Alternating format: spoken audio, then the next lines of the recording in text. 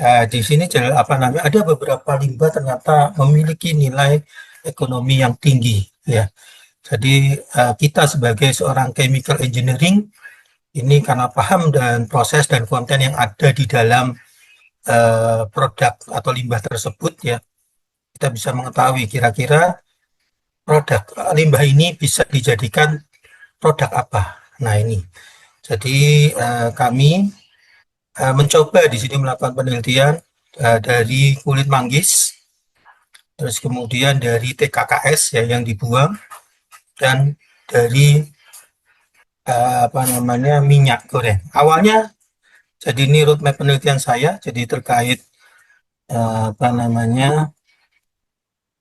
ini adalah pemurnian minyak goreng. Jadi sekarang ini banyak sekali ya minyak goreng yang kurang sehat ya, yang beredar di pasaran yang dari kelapa sawit.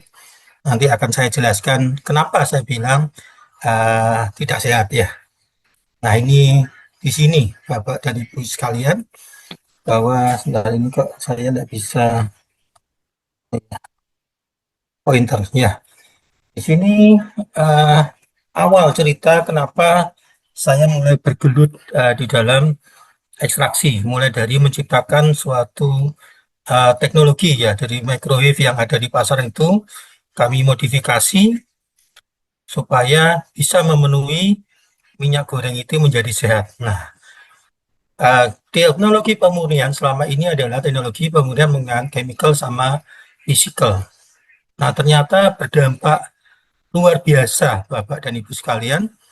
Jadi adanya deodorization ini, jadi temperatur di atas 200 derajat Celcius, ini menyebabkan potensi timbulnya uh,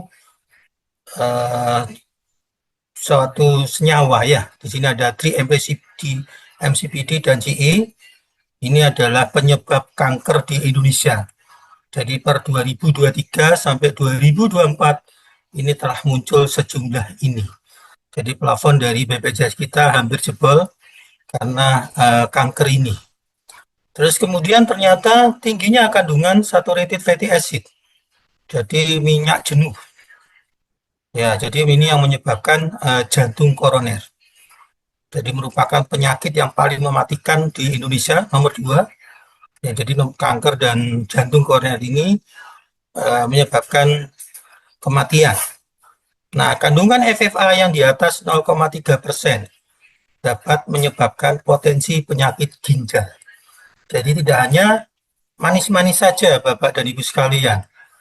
Nah, jadi ini kenapa uh, minyak goreng bisa menyebabkan ini, karena kandungan FFA di atas 0,3. Nah, ini ada G et al. Tahun 2019. Nah, di sini kami menciptakan suatu teknologi baru, ya. Jadi ini sudah kami patenkan per 2024, Bapak dan Ibu sekalian. Jadi bagaimana teknologi ini tidak perlu pemurnian di atas 200, tetapi cukup di 70 derajat Celcius. Nah, penggunaan menggunakan bantuan pelarut secara bertahap. Nah, ini yang saya bilang. Jadi microwave yang saya beli di pasaran, ini kami modif dengan beberapa sensor, dan kemudian di sini ada chiller yang untuk pendinginan, terus ada cooling water. Nah, ini kemudian digunakan alat ini untuk menjadi metode ekstraksi dan pemurnian. Nah, ini sudah kami mengajukan paten, terus kemudian, nah ini kami munculkan isu ini pada saat 2016, di mana teknologi pemurnian ini ternyata mencemari lingkungan karena solvent yang digunakan tidak bisa di-recovery. Nah, selain tadi menimbulkan penyakit, juga tidak bisa di-recovery karena sehingga tidak ramah lingkungan. Nah, kami menciptakan ini, metode ini bisa di-recovery sehingga tidak membutuhkan solvent yang terlalu banyak dan tidak terbuang ke lingkungan. Jadi kami bisa meminimalkan isu lingkungan tadi ya. Jadi ini di sini ada di jurnal kami, Aparamata et al. Jadi di tahun 2016. Nah, dari sini kami menginjak dengan peralatan teknologi tadi ya. teknologi tadi kami mencoba membuat anti cancer dari kulit manggis. Dan alhamdulillah ini bekerja sama dengan CCU Taiwan, ya Prof. Chan, kami telah mendapatkan IC50 yang di bawah 14. Nanti akan saya ceritakan. Nah, kenapa kami kulit manggis? Nah, ini dari sini. Ternyata kenapa kok kulit manggis ini saya gunakan untuk kanker? Ada beberapa yang bisa digunakan untuk diabetes dan seterusnya. Karena saya melihat sangat penting di sini kanker ini harus kita segera tangani. Nah, karena total populasi Indonesia dari sini kasus kanker yang baru di Indonesia ini sudah 408 dan ini trennya terus naik. Ya, kebanyakan di kanker. Nah, ini kanker payudara. Ini sangat luar biasa. Nah, ini jurnal kami 2020, 22 Insan Puro dan seterusnya, ini mahasiswa S2 saya. Jadi ada oxidative stress dan sebagainya yang menyebabkan DNA ini termutasi sehingga menyebabkan kanker. Nah, kenapa kami pilih kulit manggis? Nah, ternyata benar ya jamu sido muncul itu ya. Jadi buahnya itu kurang berfaedah dibandingkan dengan kulitnya. Nah, kalau Bapak dan Ibu sekalian makan kulitnya itu ternyata luar biasa kandungan dari bioaktif kompon dan ini ternyata terbukti. Di sini ada senyawa xanthan, flavonoid dan seterusnya. Nah, keunggulan dari buah manggis ini mengandung senyawa fenolik dan flavonoid yang tinggi, berkontribusi besar pada aktivitas antioksidan dan anti kanker. Nah, ini ya. Nah, ini tapi permasalahannya, nah ini ternyata harus diolah Bapak dan Ibu. Karena produk-produk yang sudah ada sekarang itu mengalami ini yang kurang, bioavailabilitasnya rendah, teknik ekstraksinya karena masih manual, sehingga nilai dari kemurnian dari kulit manggis ini atau senyawa bioaktif komponnya ini masih kurang dan perolehan senyawa dengan kemurnian yang tinggi ini. Nah, ini sumbernya di sini Bapak dan Ibu. Nah, ini teknologi yang kami gunakan. Jadi kami menggunakan dua teknologi, jadi microwave extraction dan kombinasi antara microwave extraction dan bedwise. Ini sudah kami patenkan dengan Prof. Gun. Ya, jadi microwave extraction ini sebagai ekstraksi sekaligus pemurnian dan kalau teknologi kombinasi ini microwave extraction dengan bedwise solvent extraction. Nah, ini menghasilkan suatu senyawa yang terekstrak dan ini bioaktifnya sangat tinggi. Nah, ini yang fungsi dari microwave. Jadi di sini ada dinding matriks dari kulit manggis ini yang sangat sulit untuk ditembus sehingga dengan gelombang makro dengan solvent yang memiliki koefisien dielectricity yang tinggi, ini dinding matriks ini pecah sehingga solvent ini bisa mengekstrak yang di dalam dinding matriks ini sehingga bisa memaksimalkan komponen bioaktif komponen yang terekstrak. Di sini kami mengambil alpha mangostin dan katesin ya. Di sini. Nah, ini Bapak dan Ibu sekalian hasil dari kami. Jadi menggunakan MAE ini kami sudah bisa mengambil senyawa alpha mangostin dan katesin sebanyak ini ya. Jadi dari polar dan non polar, MIBSE, polar dan non polar sangat tinggi. Dan ini sangat pada partner kami yang di CCU Taiwan, wah ini teknologi ini sangat luar biasa dan bisa dikembangkan untuk industri ke depannya. Nah, di sini Bapak dan Ibu sekalian, kami mencoba ya. Jadi untuk kita melihat sebagai antioksidan yang tinggi, semakin kecil konsentrasi yang ada di IC50 ini, maka semakin baik ya. Nah, di sini ada kulit manggis, ada biji manggis, ini adalah senyawa yang sudah vitamin C ya. Jadi ternyata vitamin C masih unggul dari kulit manggis ini 9,44, di sini 10,47. Walaupun di galic acid kami masih kalah, tapi insya Allah kedepannya untuk antioksidan ini sudah layak ya karena sudah di bawah dari ascorbic acid. Jadi potensi dari kulit manggis ini sangat penting untuk dibuat suplemen antioksidan. Nah, kita ini selama ini kan antioksidan soal suplemen-suplemen ini dari luar negeri ya. Nah, kita bisa meng-create ya, bisa mengambil ini tadi. Ya, karena sudah terbukti IC50-nya kurang dari ascorbic acid. Nah, ini kemudian kami uji ke virus kanker. Nah, di sini untuk antioksidan dimida. Jadi ini adalah yang senyawa tanpa treatment dan ini kami treatment. Jadi oksidatif stresnya sangat bagus ya. Sehingga ini berpotensi untuk sebagai antioksidan. Nah, terus kemudian dari MTTSA ini kami melihat kami tes ke virus kanker di Taiwan. Jadi pada saat itu di virus kanker kandung kemih dan kanker payudara. Dan senyawa nonpolar ini ternyata sangat baik, dia di bawah di 12 ya. Harusnya IC50-nya ini harus di bawah 14, dia sudah mencapai 12. Nah, ini senyawa kulit manggis berpotensi untuk dikembangkan menjadi anti kanker. Tapi kami masih belum puas di sini. Kami mau mencoba kalau bisa di bawah 10. Ini ada treatment tambahan karena terkait eh, obat ini nanti harus disuntikan ke manusia. Jadi itu harus di bawah 10. Nah, ini adalah yang untuk kanker Bapak dan Ibu dari kulit manggis. Kami juga mencoba yang tadi saya dibilang oleh moderator bahwa limbah dari TKKS. Nah, kita selama ini kan kebingungan limbah dari TKKS itu apa? Karena kita kan primadona dari kelapa sawit ya.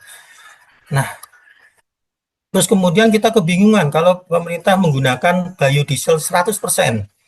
Nah, ini ada irisan antara food dan energi. Apakah nanti minyak goreng akan hilang di pasaran?